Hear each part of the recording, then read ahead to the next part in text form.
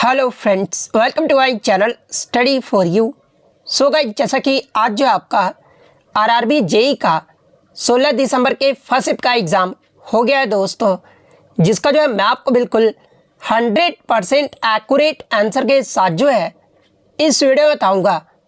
तो देख लेते हैं कि किस प्रकार की जो है आज आपके 16 दिसंबर के फर्स्ट शिफ्ट के एग्ज़ाम में जो है प्रश्न पूछे गए हैं।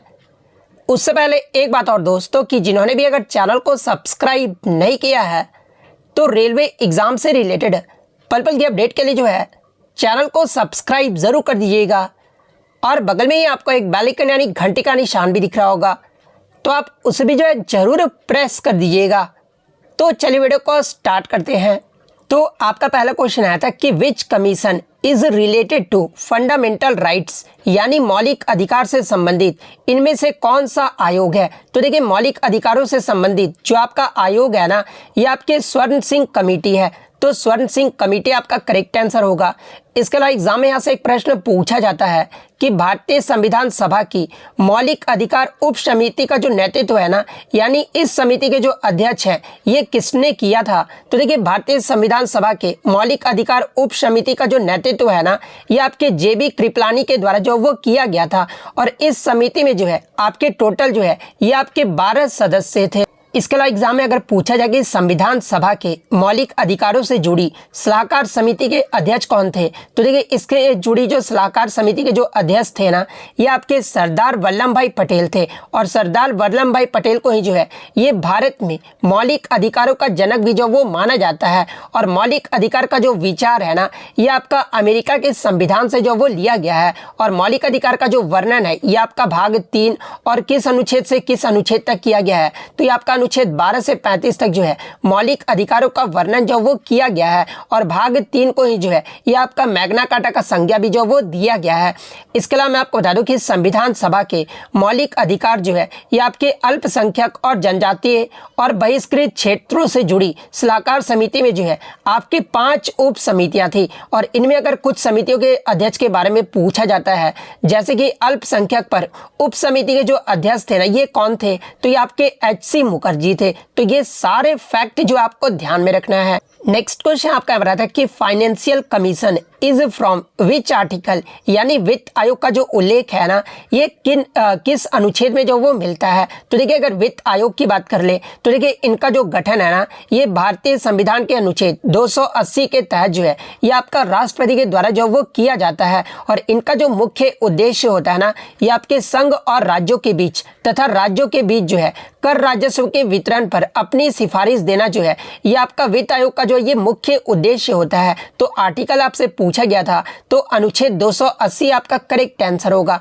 इसके अलावा बात कर ले, वर्तमान में आपका 16वां वित्त आयोग चल रहा है। वही अगर 15वें वित्त आयोग के अध्यक्ष के बारे में पूछा जाए तो देखिए 15वें वित्त आयोग के जो अध्यक्ष थे ना, ये आपके नंद किशोर सिंह थे। और सरकार के द्वारा हाल ही में जो है आपके 16वें वित्त आयोग का गठन भी जो वो किया गया है। और 16वें वित्त आयोग के जो अध्यक्ष है ना, ये आपके डॉक्टर अरविंद पनघड़िया हैं। तो ये पॉइंट भी आप ध्यान में रखिएगा। इसके अलावा एग्जाम में अगर पूछा जाए कि भारत के पहले वित्त आयोग के अध्यक्ष कौन थे, तो देखिए भारत के पहले वित्त आयोग के जो अध्यक्ष थे ना, ये आपके KC नियोगी थे। और इनका जो गठन है ये कब किया गया था, तो 6 अप्रैल 1952 को जो है वित्त आयोग का गठन जो वो किया गया था। और किसके आदेश पर किया गया था, तो ये आपका राष्ट्रपति के आदेश पर जो वो किया गया था। इसके अलावा बात कर ले, वित्त आयोग यानी फाइनेंस कमीशन जो है ये किस प्रकार का एक निकाय है, तो देखिए ये जो आपका एक संवैधानिक निकाय है। और इसका जो मुख्यालय है ना, ये आपका नई दिल्ली में स्थित है। तो ये सारे फैक्ट जो आपको ध्यान में रखना है। नेक्स्ट आपका यहाँ पर आता है कि vice president article to article, यानी उपराष्ट्रपति का जो अनुच्छेद है ना, ये कहाँ से कहाँ तक जो वो मिलता है। तो देखिए, अगर उपराष्ट्रपति की बात कर ले तो इनका जो अनुच्छेद है ना, ये आपका 63 से लेकर जो वो आपका 73 तक जो है वो देखने को मिलता है। इसके अलावा और भी अनुच्छेद हैं, लेकिन ऑप्शन में आपका अनुच्छेद 63 से 73 दिया गया था। तो 63 से 73 आपका यहाँ पे करेक्ट आंसर होगा। इसके अलावा अगर भारत के उपराष्ट्रपति के अगर इंपॉर्टेंट अनुच्छेद की बात कर ले तो देखिए अनुच्छेद 63 में आपका बताया गया है कि भारत में एक उपराष्ट्रपति होगा। और ये जो आपका एग्जाम में अगर पूछा जाए कि भारत में एक उपराष्ट्रपति होगा, इसका जो जिक्र है ये किस अनुच्छेद में किया गया है, तो ये आपका अनुच्छेद 63 में जो वो किया गया है। इसके अलावा अगर अन्य आर्टिकल की बात कर ले तो देखिए अनुच्छेद 64वें जो है उपराष्ट्रपति राज्यसभा के पदेन अध्यक्ष होते हैं। ये जो आपका अनुच्छेद 64 में कहा गया है। उपराष्ट्रपति के चुनाव से संबंधित जो आपका अनुच्छेद है ना, ये आपका आर्टिकल 66 है। इसके अलावा अगर अनुच्छेद 67 की बात कर ले तो देखिए उपराष्ट्रपति को हटाने का जो तरीका है ना, ये आपका अनुच्छेद 67 में जो वो आपका बताया गया है। इसके अलावा उपराष्ट्रपति की बात कर ले तो देखिए राष्ट्रपति के बाद भारत का जो दूसरा सबसे बड़ा जो संवैधानिक पद होता है ना, ये आपका उपराष्ट्रपति का होता है। यही अगर आपसे सबसे बड़ा संवैधानिक पद पूछा जाए किसका होता है तो ये आपका राष्ट्रपति का होता है।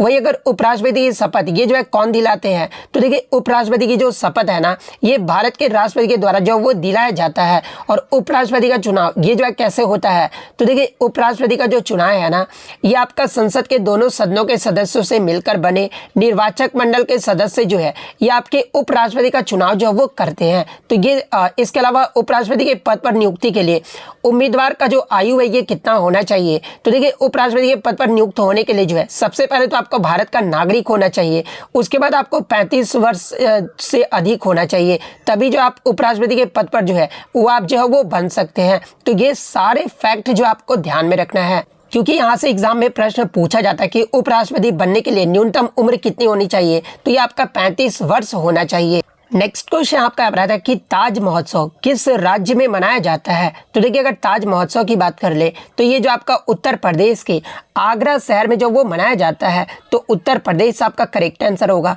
इसके अलावा एग्जाम में यहाँ से एक प्रश्न पूछा जाता है, क्योंकि टीसीएस आपका एग्जाम ले रहा है तो टीसीएस ये जरूर पूछता है कि जो ताज महोत्सव है ना, इसका आयोजन जो है ये किस महीने में किया जाता है। तो देखिए ताज महोत्सव जो है ये आपका प्रत्येक वर्ष फरवरी महीने में जो इसका आयोजन जो वो किया जाता है, तो ये पॉइंट भी आप ध्यान में रखिएगा। इसके अलावा इस महोत्सव की शुरुआत कब हुई थी तो देखिए ताज महोत्सव की जो शुरुआत है ना, ये आपका वर्ष 1992 में जो वो किया गया था, तो ये पॉइंट भी आप ध्यान में रखिएगा। नेक्स्ट क्वेश्चन आपका यहाँ पर आता है कि in which country is the BIMSTEC summit held in 2024, यानी पहली बिम्स्टेक व्यापार शिखर बैठक जो है ये कहाँ पर आयोजित किया गया था। तो देखिए यहाँ पर अगर पहली बिम्स्टेक व्यापार शिखर बैठक की बात कर ले तो ये जो आपका 6 से 8 अगस्त 2024 तक जो है ये आपका भारत के नई दिल्ली में जो ये आपका आयोजन जो वो किया गया था। तो अगर पहले बिम्स्टेक व्यापार शिखर बैठक के बारे में पूछा गया होगा तो 6 से 8 अगस्त नई दिल्ली आपका करेक्ट आंसर होगा। इसके अलावा बात कर ले पहले बिम्स्टेक व्यापार शिखर बैठक का उद्घाटन जो ये किसके द्वारा किया गया था, तो ये आपके विदेश मंत्री एस जयशंकर के द्वारा जो वो किया गया था। और कब किया गया था तो ये आपका 6 अगस्त 2024 को जो वो किया गया था। इसके अलावा बात कर ले बिम्स्टेक में जो है आपके कितने सदस्य देश हैं, तो इसमें आपके 7 सदस्य देश हैं। और वो कौन कौन से हैं तो भारत, श्रीलंका, भूटान, बांग्लादेश, नेपाल, थाईलैंड और म्यांमार, ये जो आपके 7 देश जो है इसके सदस्य देश हैं। इसके अलावा बात कर ले बिम्स्टेक की स्थापना कब और किस उद्देश्य से जो वो किया गया था। तो देखिए बिम्स्टेक की जो स्थापना है ना, ये आपके 1997 में बंगाल की खाड़ी के तटीय देशों के बीच सहयोग को बढ़ावा देने के लिए जो है एक क्षेत्रीय समूह के रूप में जो है इसकी स्थापना जो वो किया गया था। और इसके सदस्य देश के बारे में मैंने आपको बता दिया है। वही अगर बात कर ले कि छठा जो बिम्स्टेक शिखर सम्मेलन हुआ था ना 2024 में ही, इसकी जो मेजबानी है ये किसके द्वारा किया गया था। तो देखिए छठे बिम्स्टेक शिखर सम्मेलन 2024 की जो मेजबानी है ना, ये आपका सितंबर 2024 में जो है थाईलैंड के द्वारा जो वो किया गया था। तो ये फैक्ट भी आपको ध्यान में रखना है। वही अगर आपसे एग्जाम में बिम्स्टेक का अगर आपसे फुल फॉर्म पूछ ले कि क्या होता है, तो देखिए बिम्स्टेक का जो फुल फॉर्म होता है ना, ये आपका the bay of Bengal initiative for multi sectoral technical and economic cooperation जो है इसका फुल फॉर्म होता है। तो ये फैक्ट भी आप ध्यान में रखिएगा। इसके अलावा अगर फिजिक्स से बात कर ले तो देखिए फिजिक्स में जो है आपके इलेक्ट्रिक पावर से जो है आपके न्यूमेरिकल जो वो पूछा गया था। तो देखिए इलेक्ट्रिक पावर का आपका न्यूमेरिकल क्या होता है, तो देखिए P = VI होता है। तो P = VI पे जो है यानी आपको यहाँ पर जो वो पावर जो वो निकालना था, तो आपको यहाँ पर जो है V और I दिया गया होगा। तो V और I पे वैल्यू पुट करके जो है आप इजीली जो है इस वैल्यू पुट करके जो है यहाँ पर पावर जो वो निकाल सकते थे। इसके अलावा पावर के 2 और आपके जो है वो आपका फॉर्मूला होता है, जैसे कि अगर ओम्स के यूनिट के अगर अकॉर्डिंग बात कर ले तो V = IR आपका ओम्स का जो है नियम कहता है। और इसी के अकॉर्डिंग P = क्या हो जाएगा, तो ये आपका जो दूसरा पावर का जो आपका फॉर्मूला होगा ना वो आपका I² R आ जाएगा। और तीसरा जो आपका फॉर्मूला निकल कर आएगा ना वो आपका P = V² R आ जाएगा। तो ये तीनों फॉर्मूला जो है आपको माइंड में जो वो रखना है। वहीं अगर आपसे एग्जाम में पूछ ले कि पावर का जो है ऐसा यूनिट क्या होता है, तो देखिए पावर का जो ऐसा यूनिट होता है ना, ये आपका वाट होता है। और वाट जो है ये किसके बराबर होता है, तो ये जो होता है ना, ये आपका जूल पर सेकंड के बराबर होता है। तो ये फैक्ट भी आपको ध्यान में रखना है। नेक्स्ट क्वेश्चन आपका बना था कि 2024 पेरिस पैरा ओलंपिक में भारत के तरफ से गोल्ड मेडल जो है ये किसने जीता था। तो देखिए 2024 पेरिस पैरा ओलंपिक में भारत की अगर स्थिति की बात कर रहे हैं तो देखिए भारत जो है पदक तालिका में ये जो आपका 18वें पायदान पे रहा था। मैं यहाँ पर पेरिस पैरा ओलंपिक की बात कर रहा हूँ, ना कि ओलंपिक की बात कर रहा हूँ। भारत जो है इसमें आपका जो है 18वें पायदान पे रहा था। भारत के द्वारा जो आपके टोटल 29 पदक जो वो जीते गए थे, जिसमें आपका 7 गोल्ड जो वो जीता गया था, 9 जो आपका सिल्वर मेडल जीता गया था और 13 जो था वो आपका ब्रॉन्ज मेडल जो वो जीता गया था। और जिसमें अगर 7 गोल्ड मेडल विजेताओं की बात कर ले तो देखिए पेरिस ओलंपिक 2024 में भारत का जो पहला गोल्ड मेडल है ना, ये शूटर अवनी लेखरा ने जो वो दिलाया था। इसके बाद आपके नीतीश कुमार ने जो है बैडमिंटन खेल में जो ये गोल्ड मेडल जो वो जीताए थे। इसके बाद आपके सुमित अंतिल जो है एथलेटिक्स में जो ये आपके गोल्ड मेडल जीते थे। एथलेटिक्स में ही जो है हरविंदर सिंह ने जो है आपके जो है गोल्ड मेडल जीते थे। वहीं एथलेटिक्स में धर्मवीर सिंह भी जो है ये आपके गोल्ड मेडल जीते थे। एथलेटिक्स में प्रवीण कुमार ने भी जो है वो गोल्ड मेडल जीता था।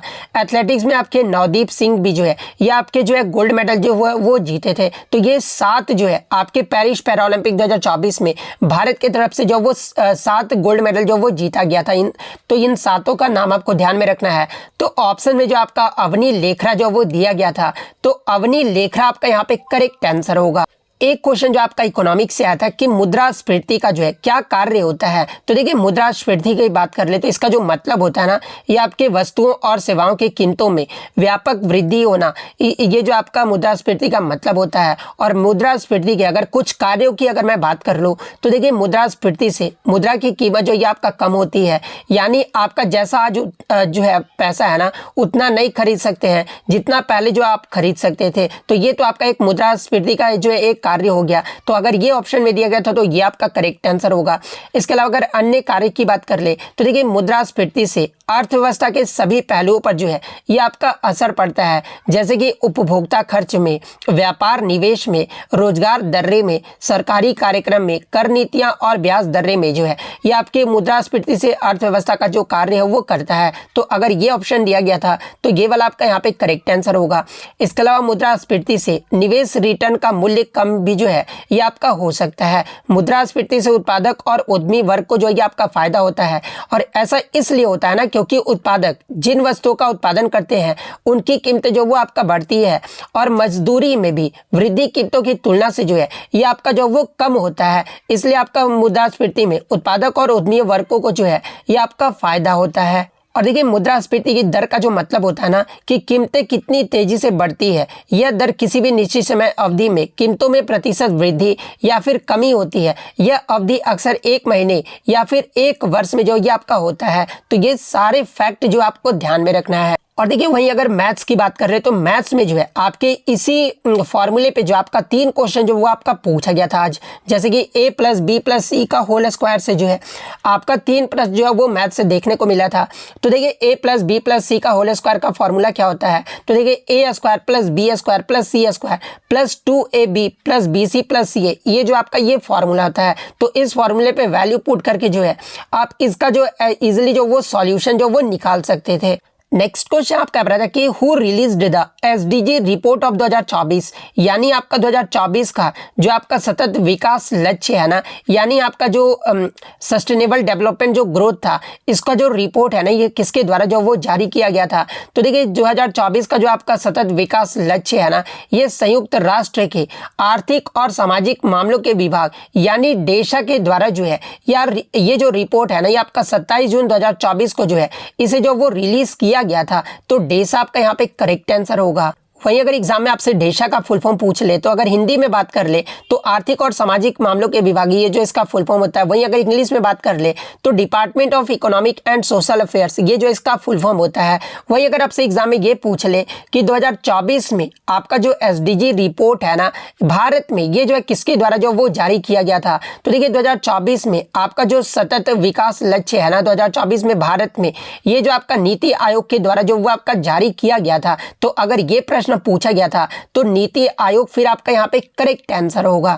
एक क्वेश्चन जो आपका हाइड्रा कैसे प्रजनन करता है, ये आपका प्रश्न आया था। तो देखिए हाइड्रा जो है ना, ये आपका अलैंगिक और लैंगिक दोनों तरीकों से जो ये आपका प्रजनन करता है। अगर अलैंगिक प्रजनन की बात कर ले तो देखिए हाइड्रा में अलैंगिक प्रजनन की जो सामान्य विधि होता है ना, ये आपका मुकुलन होता है। इस प्रक्रिया में क्या होता है कि हाइड्रा के शरीर में बार बार विभाजन होने से जो है एक आपका जो वो उभार बन जाता है, जिसे जो आपका मुकुल जो वो कहा जाता है। और ये जो आपका मुकुल होता है ना, ये आपका धीरे धीरे बड़ा होकर नए हाइड्रा में जो ये आपका विकसित हो जाता है। और मुकुलन की जो है ये आपका प्रक्रिया इसी प्रकार से जो ये आपका होता है। तो आपके ऑप्शन में क्या दिया गया था, आप जो है कमेंट करके जरूर बता दीजिएगा। एक क्वेश्चन आपका यहाँ पर आता है कि स्ट्रॉन्ग एसिड का जो है पीएच इनमें से जो है कौन सा होगा, जहाँ पे ऑप्शन में आपका 0 से 3 दिया गया था रेंज, सेकंड ऑप्शन आपका 5 से 7 रेंज दिया गया था, 7 से 9 आपका रेंज वो दिया गया था। तो देखिए आपको पता है कि जो आपका स्ट्रॉन्ग एसिड होता है उसका जो रेंज होता है ना, ये आपका 0 से लेकर 3 तक होता है। तो 0 से 3 आपका करेक्ट आंसर होगा। ये तो आपका वीक एसिड हो जाएगा। 7 से 9 ये तो आपका जो है बेस में चला जाएगा, क्योंकि 0 से आपका जो 7 से नीचे जो होता है वो आपका उसे जो आपका एसिड कहा जाता है। 7 जो होता है वो आपका न्यूट्रल कहा जाता है। और 7 से जो अधिक होता है ना, जो आपका पीएच स्केल, वो आपका बेस कहलाता है। तो ये पॉइंट भी आप ध्यान में रखिएगा। एक क्वेश्चन जो आपका प्रतिस्थापन प्रक्रिया से भी आया था, 4 ऑप्शन आपके दिए गए थे, उसमें पूछा गया था कि कौन सा रिएक्शन जो है ये आपका जो वो न्यूट्रल करेगा। इसके अलावा एक आपके जो है 4 प्रोसेस दिए गए थे और उसमें आपका पूछा गया था कि कौन सा प्रोसेस जो है ये आपका बनता है, जिसमें ऑप्शन में आपका हाइबर प्रोसेस दिया गया था, कॉन्टैक्ट प्रोसेस जो वो दिया गया था, सेल्विया प्रोसेस जो है वो दिया गया था। तो इन सारे प्रोसेस को अगर एग्जाम आपका आगे शिफ्टों में है तो इन सारे प्रोसेस को जो आप जरूर देख कर जाइएगा। एक आपका जो विरंजक चूर्ण वाला जो है आपका जो है क्वेश्चन पूछा गया था, क्लोरीन वाटर क्लीनिंग वाला। तो देखिए विरंजक चूर्ण और क्लोरीन वाटर दोनों का ही जो इस्तेमाल है ना, ये किसके लिए किया जाता है, तो ये आपका क्लीनिंग यानी सफाई के लिए जो वो किया जाता है। और विरंजक चूर्ण का अगर फॉर्मूला आपसे पूछा जाए कि क्या होता है, तो ये आपका CaOCl2 जो है ये आपका विरंजक चूर्ण का जो वो आपका फॉर्मूला होता है यानी सूत्र होता है। और CaOCl2 को ही जो है ये आपका कैल्शियम हाइपोक्लोराइट भी जो वो कहा जाता है। तो ये पॉइंट भी आप ध्यान में रखिएगा। इसके अलावा एक फ्लावर से था कि रिप्रोडक्ट करता है, सिंगल ही ऑप्शन में आपका एक एसेक्सुअल रिप्रोडक्शन, फ्लावर के जो है एसेक्सुअल रिप्रोडक्शन से जो आपका एक प्रश्न पूछा गया था। इसके अलावा एक जो आपका पुस्तक से भी जो वो प्रश्न पूछा गया था, द गोल्डन एज करके जो आपका 2011 का जो आपको 2011 का कुछ गोल्डन एज से जो आपका प्रश्न जो वो पूछा गया था, एग्जैक्ट बुक से क्या प्रश्न था, ये जो आप कमेंट करके जो वो जरूर बता दीजिएगा। इसके अलावा कुछ स्टूडेंट के आपके फीडबैक है मेरे चैनल के बारे में, तो आप यहाँ पे जो वो क्लियरली देख सकते हैं कि स्टूडेंट ने जो वो क्या फीडबैक जो वो दिया था।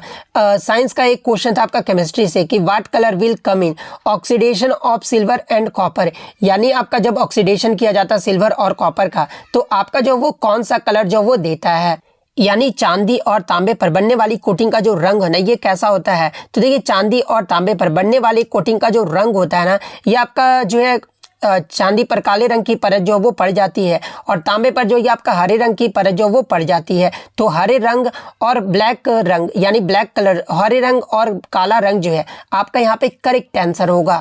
एक आपका जो है सोलेनॉइड से क्वेश्चन आया था कि what happen when a long rod in placed inside the solenoid, यानी जब किसी सोलेनाइड के अंदर एक लंबी छड़ रखी जाती है तो ये जो आपका किस प्रकार से प्रभावित होता है। तो देखिए अगर सोलेनाइड में लोहे की छड़ रखी जाए ना, तो सोलेनाइड की जो ये जो आपका प्रेरकत्व होता है ना, वो आपका बढ़ जाता है और लैंप जो होता है ना, ये आपका मंद हो जाता है। तो ये वाला ऑप्शन अगर दिया गया हो तो ये वाला आपका करेक्ट आंसर होगा। अगर ये वाला ऑप्शन आपका दिया गया होगा तो ये वाला जो वो आपका करेक्ट आंसर होगा। तो इन तीनों में से देख लीजिएगा कि आपके ऑप्शन में जो वो क्या दिया गया था। तो इतने क्वेश्चन जो है आज मुझे बच्चों के द्वारा मिले हैं जो कि आपके 100% रियल और ऑथेंटिक हैं। तो अगर वीडियो अच्छी लगी हो तो वीडियो को जो है लाइक जरूर कर दीजिएगा और किसी भी एग्जाम का रियल एनालिसिस पाने के लिए जो है चैनल को सब्सक्राइब जरूर कर दीजिएगा। तो मिलते हैं नेक्स्ट वीडियो में, तब तक thank you, all the best.